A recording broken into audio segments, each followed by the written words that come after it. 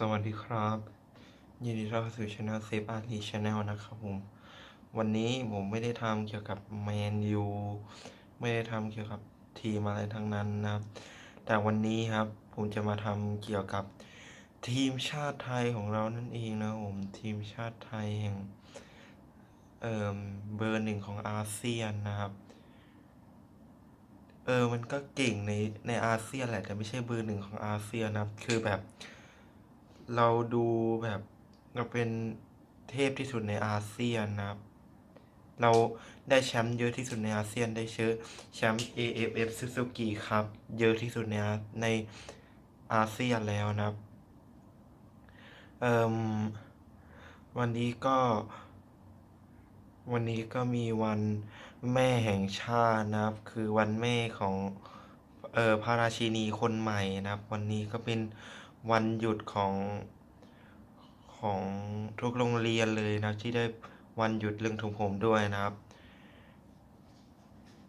วันนี้ก็จากวันแม่แล้วนะครับก็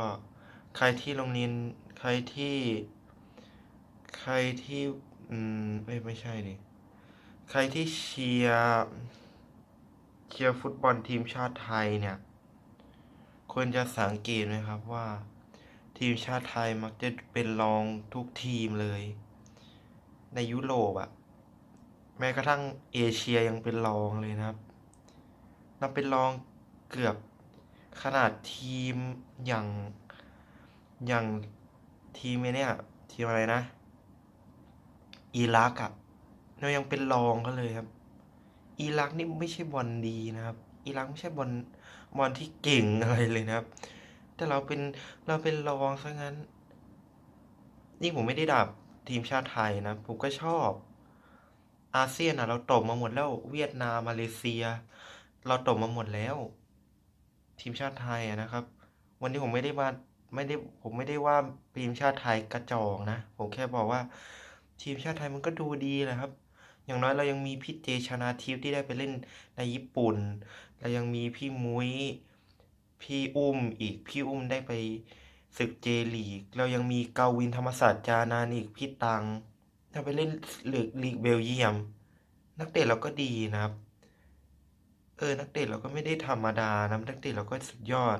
รวมชนะทีมเนี่ยเราชนะทีมนี่ครับมีข่าวกับยุโรปนะครับมีข่าวกับไอทีมบุนเดสลีกาสตุตการ์ดนะครับโอ้ถ้าไปนี่ทั้งพี่ตังทั้งพี่เจนี่ได้ไปยุโรป2 คนนะนี่คือทีมชาติไทยได้ไป2 คนนะครับแต่ข่าวพี่เจแค่เป็นข่าวเท่านั้นเองนะครับแต่ไม่รู้ว่าแต่มันก็เป็นจริงนะเผื่อๆจะย้ายไปจริงก็ได้นะครับพี่มุ้ยนี่ก็เคยไปยุโรปแทบจะไม่แทบจะไปทุกทีมแล้วลีกลาลิก้าก็อยู่กับทีมอย่างอาร์เมเลียเจลีกก็ซานเฟเซ่ฮิโรชิมานักเตะเราก็ดีนะครับนักเตะเราก็ แล้วเราก็ทีมชาติไทยแล้วก็มีนัดคิงคัพด้วยพระราชพิธีของพระราชทานคิงคัพครั้งที่47นะครับเราจะเจอกับทีมชาติไทยเจอกับทีมชาติเวียดนามนะแล้วทีมชาติอาเซียนเจอกันเองนะครับคือทีมชาติไทยกับทีมชาติเวียดนามเนี่ยสถิติเนี่ยคือเราชนะเวียดนามแทบจะทุกครั้งเลยนะครับ ปีที่ปีที่สองพัน2015ที่เราไปบอลโลกคัดเลือกอะเราก็ชนะนะครับ3-0เราก็เก่งนะครับแล้วอีกนัดหนึ่งก็เป็นอินเดียกับทีมชาติอะไรวะอินเดียเจอกับไม่รู้อะนะลองไปเช็ค Google กันเองนะว่าอินเดียเจอกับทีมอะไรนะผมก็ไม่แน่ใจเหมือนกันนะแต่ผมรู้ว่าทีมชาติไทยเจอกับเวียดนามครับ เนี่ยครับช้างศึกเราผมให้กำลังใจช้างศึกอยู่เสมอครับช้างศึกผมเกิดที่นี่ผมเป็นผมเกิดเป็นคนไทยเราก็ต้องเชียร์ทีมชาติไทยแม้ว่าเราจะแม้เราไม่ได้ไปบอลโลกแต่เราก็ต้องสู้เราสู้เพื่อไปบอลโลกเมื่อที่กาตาร์ให้ได้ เราต้องสู้นะครับเราต้องให้กำลังใจทีมชาติไทยเราให้ได้ในศึกอาเซียนเราก็สู้ในศึกคิงคัพเราก็สู้คิงคัพที่จะถึงเนี่ยเราก็สู้เหมือนกันที่สนามบุรีรัมย์นะครับที่เราจะไปนะครับที่บุรีรัมย์ที่ภาคอีสานนะครับ แต่ผมไปไม่ได้นะเพราะว่ามันไกลผมอยู่ปทุมเนี่ยไปบุรีรัมย์นี่ต้องนั่งเครื่องบินอ่ะผมก็อยากไปดูสนามบุรีรัมย์เหมือนกันนะครับผมเคยเห็นสนามบางกอกกลาส SCG เมืองทองแล้วนะครับผมเคยเจอมาแล้วนะครับสนามพวกเอ่อทีมนครราชสีมาก็เคยเห็นแล้วนะครับทีมไทยลีกอะผมเห็นพวกบางกอกกลาส SCG เมืองทองยูไนเต็ดนะครับนครราชสีมาทีมอะไรอีกอะแค่ประมาณเนี้ยนะผมได้ไปดูสนามถึง3 สนามเลยนะอ่ะทีมชาติไทยเนี่ยทีมชาติไทยนะครับผมอ่ะคือคิงคัพผมก็อยากให้ได้แชมป์นะเมื่อตอนที่เราไม่ได้แชมป์ไอเอฟเอฟซูซูกิเนี่ยผมเสียดายมากเลยนะครับเราไปแพ้ไอมาเลเซียไอลูกจุดโทษอ่ะคือเราไม่น่าพลาดเลยนะไอพี่ก๊อฟอ่ะพี่ก๊อฟแม่งเสือกไปพลาดเนี่ยไม่งั้นเราได้เข้าชิงกับเวียดนามเลยนะครับนั้นอ่ะแต่เราไปเสือกแต่เราแค่ไปพลาดมาเลเซียเองแต่เราพลาดจุดโทษครับแต่ไม่น่าพลาดเลยนะครับถ้าเราไปเจอเวียดนามเราอาจจะสู้เขาได้นะครับ ขนาดเราสู้มาเลเซียยังสู้ได้เลยคิงคัพอ่ะคิงคัพเราก็พยายามสู้หน่อยนะเราขอแชมป์แชมป์หนึ่งเถอะไอเอฟซีอาร์เอเชียเนี่ยที่ปีเนี่ยเราสู้อินเราสู้ใครไม่ได้เลยเรายังใจเรายังสู้เรายังมีโอกาสได้ประตูแต่เราก็ทำไม่ได้เรามาไอคิงคัพพระราชทานคิงคัพถ่ายกันในช่องไทยรัฐทีวีนะครับช่อง32นะครับก็ให้กำลังใจทีมชาติไทยนะครับผมก็ให้กำลังใจเสมอนะครับนี่ครับจากสโมสรได้ปิดได้ได้จบฤดูกาลไปแล้วก็มาเชียร์ทีมชาติกันนะทีมชาติตัวเองนะครับทีมชาติไทยเราต้องสู้ เราไม่เคยไปบอลโลกใช่ไหมที่กาตาร์เราก็ต้องสู้นะครับผมก็อยากเห็นทีมชาติไทยไปบอลโลกเหมือนกันนะครับผมเห็นแต่อยู่แต่ไออาเซียนไอเอเชียเอเชียมันก็โด่งดังโด่งดังของเอเชียแต่มันไม่ได้ถือกับบอลโลกอ่ะอยากเห็นไทยไปบอลโลกจริงๆนะครับจริงๆสักครั้งในชีวิตเนี่ยคือถ้าไทยไปบอลโลกผมจะไปที่กาตาร์เลยนะครับจริงๆนะครับ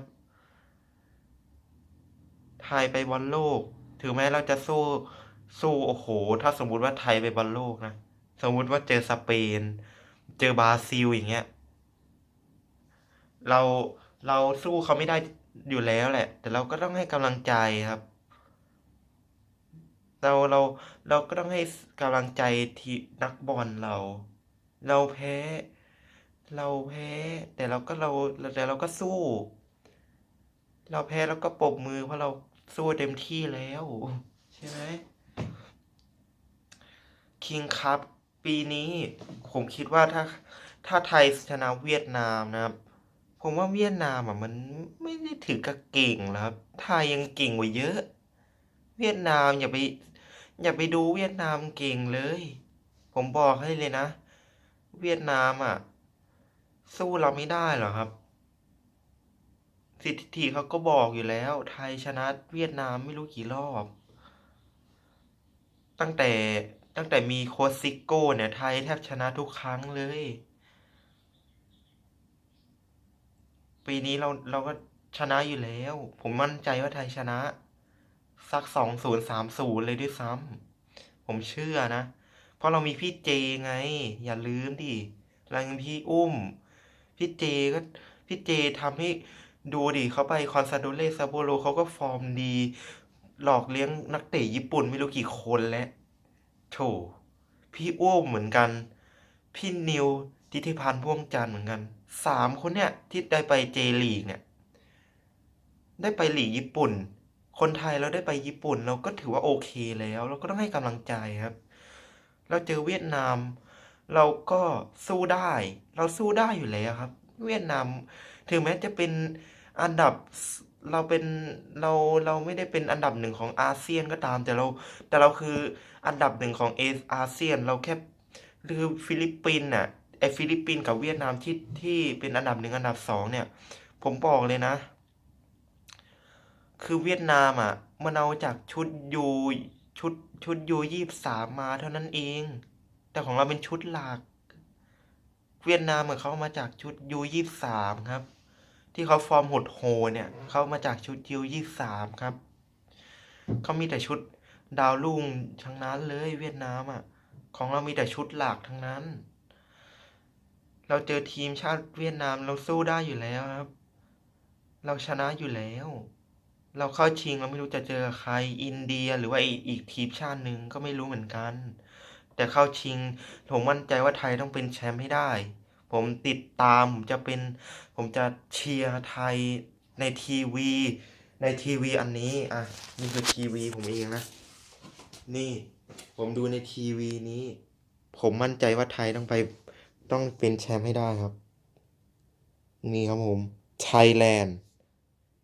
I am Thailand โอเค โอเค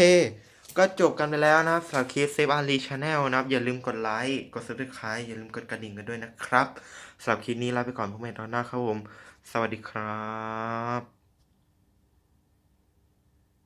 สวัสดีครับ